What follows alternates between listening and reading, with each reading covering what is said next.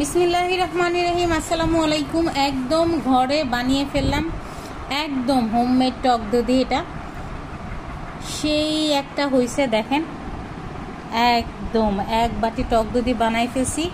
এই লাড্ডুও শীঘ্রই আমি বানাবো, যেটা আমার খেতে ইচ্ছে করতেছে। সকাল থেকে লাড্ডু খেতে ইচ্ছে করছে। লাড্ডু খেতে না পারি তো কি হয়েছে, হোমমেড টক দধি বানাই ফেলছি।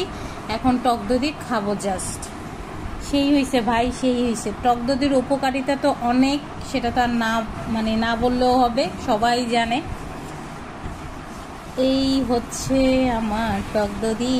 কোনো জিনিস বানাইলে যদি পারফেক্ট হয় ভাই, এর অনুভূতি বলে বোঝানো যাবে না। এখন হচ্ছে কেটে দেখার পালা। দেখেন অস্থির। যাই হোক, কিছু মনে করেন না, আপনাদের সারাই খাচ্ছি। বিসমিল্লাহ।